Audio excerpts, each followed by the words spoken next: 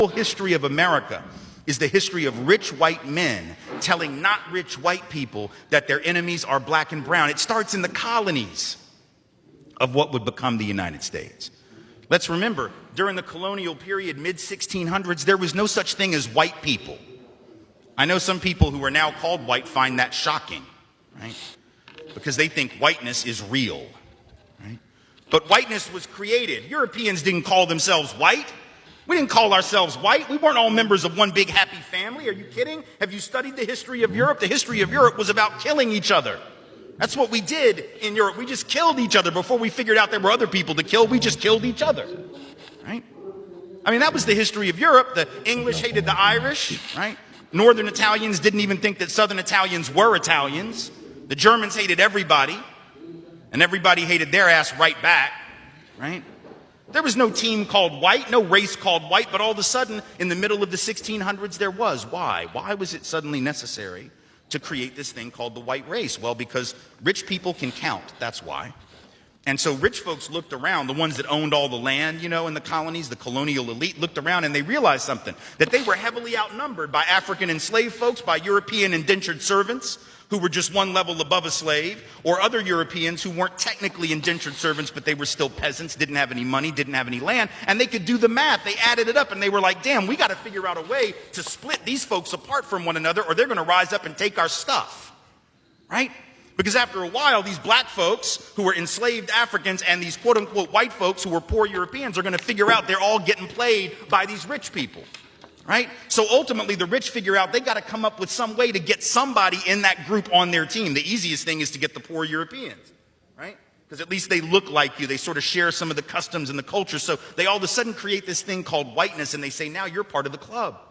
Now we're going to let you testify in court, enter into contracts, vote, at least if you're a man, own a little bit of land, at least if you're a man, right? And we're going to get rid of indentured servitude. No more of that, because you're too good for that. And we're going to take the white men, now called white men, and put them on the slave patrol to keep black people in line.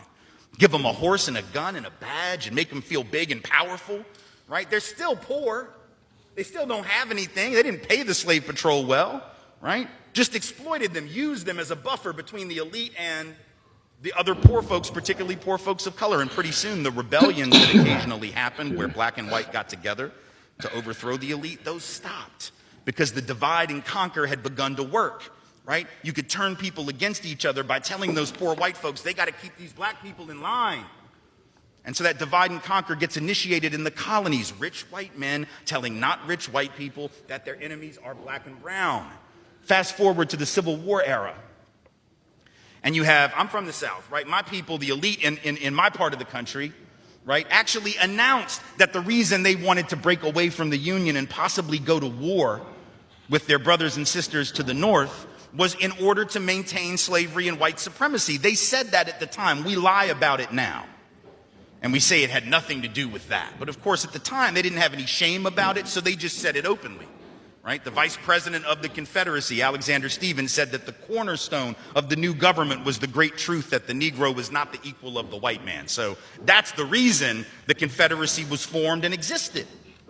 But here's the trick. If I'm rich and I want to go to war to protect my ownership in other human beings, my property, but you're poor and you don't own any enslaved people, why the hell would you go fight to protect my stuff? Because I'm a rich person. I'm not going to fight. Rich people don't go to war. Right? Rich people get poor people to go to war for them, whether it's in 1860 or whether it's during the 1960s or whether it's today, right? Rich folks get doctors to write notes for them that say that they have heel spurs and that's why they can't go to Vietnam. And if you don't know who I'm talking about, you can Google that shit because he's sitting in the White House right now, right? Oh, I can't go fight. I have heel spurs. Send some poor kids to do that for me, please, right? So that's been a long-standing tradition. So the rich have to figure out a way to convince the poor to go fight for them. But that's a hard thing. That's like a hard sell, right? Like how the hell, why would you do that? Why would you go fight to protect my property rights when you don't own anything? The only way you would do it is if that rich person comes to you and says, hey, listen, you gotta go fight because we gotta maintain our way of life because if these people get free, they're gonna take your jobs. No, fool, they already got your job. That's how it works, right? Because if I'm white and I got to charge you $1 a day to work on the farm, but you can get a black person to do it for nothing because you own them. Guess who got the job? Free got the job, right? So in a sense, poor white folks would have been better off joining with black folks to overthrow the slave system. That would have raised the wage floor of all working people. But they got tricked by rich white men telling them that their enemies were black and brown. Fast forward to the 1930s. And you have white labor leaders. They're not even the elite, right? The labor leaders are not the elite, but they're the elite within the labor movement. And even they had fallen for it at this point. So they didn't want to integrate their unions. And they would say things like, well, we can't have black people and Mexicans and Chinese folks in our unions because if we do that, it's going to reduce the professionalism of our craft. We have to maintain the integrity of our profession. No, fool, you need more people in the damn union is what you need. And if you don't let those folks in, guess what happens when you go out on strike? Who is the boss going to use to replace you? They're going to replace you with the very same black and brown folks that you didn't want to work next to, right? And so at the end of and then you're going to blame them for taking your job rather than the white rich dude for giving it to them, right? Divide and conquer.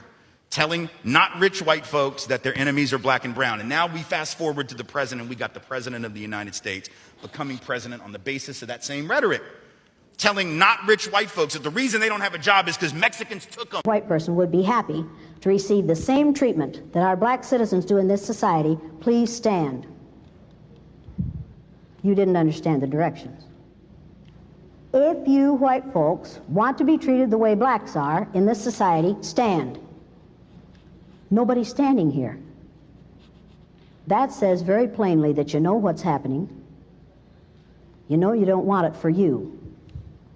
I want to know why you're so willing to accept it or to allow it to happen.